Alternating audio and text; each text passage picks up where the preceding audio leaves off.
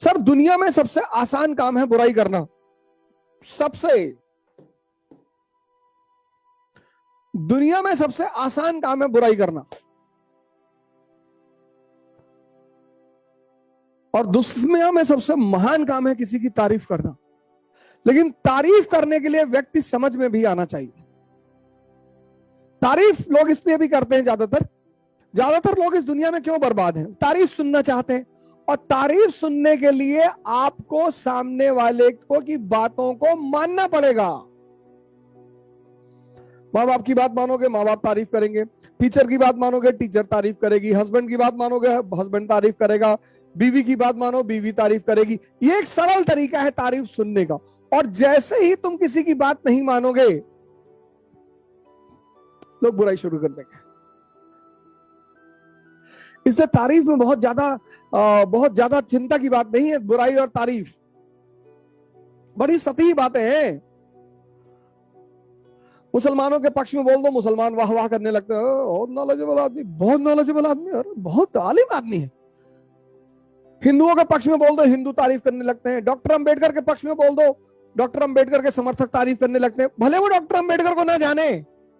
सबसे अहम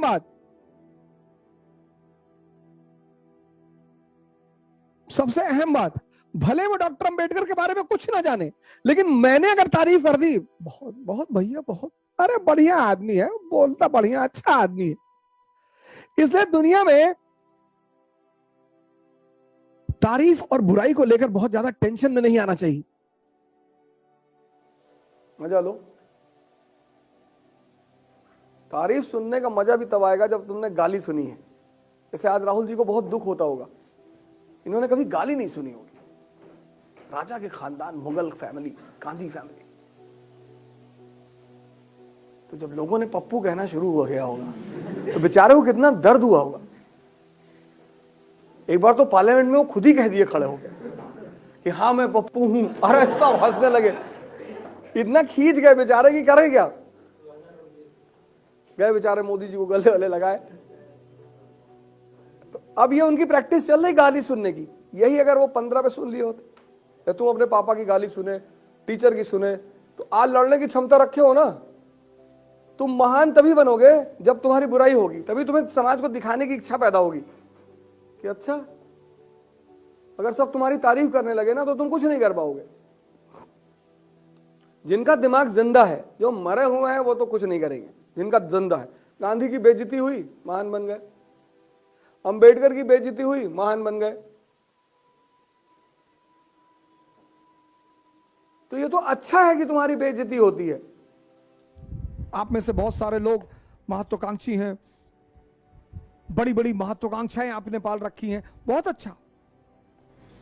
कबीर का एक दोहा है अरबों रुपए का, उसी कोई कीमत नहीं। मैं इसलिए रुपया बोल देता हूं कि थोड़ा सा फील होगा आपको कि अच्छा बड़ा महंगा है। हाँ जी, बहुत महंगा।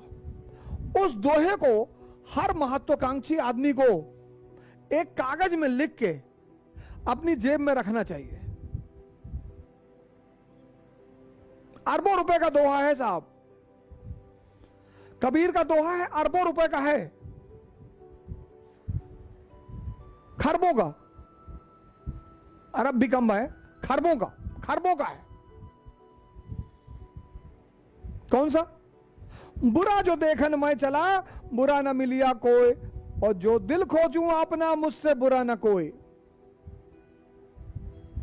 आम आदमी दूसरे में बुराई खोजता है, यही उसकी संतुष्टि है, यही उसका मजा है।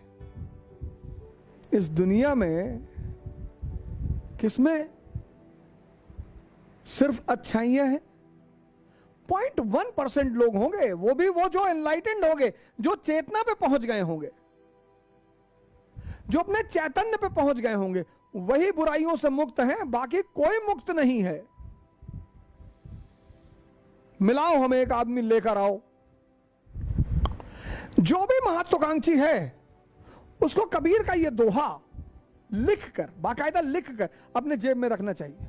बुरा जो देखन मैं चला, क्योंकि जिस दिन तुम अपनी बुराइयां देखने लगोगे, बस तुम निखरने लगोगे। बाहर आकर लड़ने के लिए बहुत सारी चुनौतियों का सामना करना पड़ता है सर। जब आप बाहर निकलते हो, समाज हर जगह फ्रिक्शन, ग्रेविटेशन, सारी फोर्सेस आपका अपोज करती हैं। टैलेंट मार्क्स लाना नहीं है सर। टैलेंट है इस दुनिया में अपने आप को शांत बनाए रखना किसी भी परिस्थिति में। कुछ नहीं हो, कोई गाली देने लगेगा आपको, आप विचलित हो जाओगे कि अरे हमको गाली दे रहा है। ऐसे ही दे रहा है, जब से निकला है तब से गाली दे रहा है। कुछ लोगों को कुछ तो कुछ करेंगे नहीं, और अगर कोई कुछ कर रहा है, ये खासकर हिंदुस्तान की एक बहुत जबरदस्त नीति है, और अगर आप इससे डर गए तो आप गए। हिंदुस्तान में जितना विरोध आपका हो रहा है, मतलब आप उतना ही आगे बढ़ रहे हैं। यह इस देश की सबसे खास बात है। और अगर उस विरोध से आप डर गए, और ये सबके लिए है सर, ये सबके लिए है, सबके लिए। तुम कुछ भी बड़ा करने की सोचोगे ना, 100 लोग तुम्हारे विरोध में आकर खड़े हो जाएंगे, इनडायरेक्टली, इनडायरेक्टली। और उन 100 लोगों और 100 के साथ 2 लोग आपके सपोर्ट में खड़े होंगे। अब ये 100 लोग क्या करेंगे? ये आपकी साइकोलॉजी को तोड़ने की कोशिश करेंगे, आपको डिमोरलाइज करेंगे, आपको डिप्रेस करेंगे, और ज्यादातर कैसे करेंगे? बदनाम करेंगे। ये इस देश का नीति है सर, डरने की बात नहीं है सर। और इस देश की दूसरी गंदी बात, वो जो लोग आपको डिमोरलाइज कर रहे हैं, डिप्रेस कर रहे हैं, जैसे जैसे आपकी उपयोगिता बढ़ती जाएगी, वैसे वैसे वो आपके करीब आते जाएंगे, और इतने बड़े सिंपथाइजर बनकर आते जाएंगे। ओहो, आज तो सोशल मीडिया का युग है ना सर, तो बड़े से बड़े सारे आपके शुभचिंतक फेक आईडी बना लेते हैं। लेकिन सर, उनका जो टोन है ना बोलने का, उससे पता चल जाता है कि ये है कहां के। क्योंकि जिस टोन में आप बोलते हो, उस टोन में आप लिखते भी हो।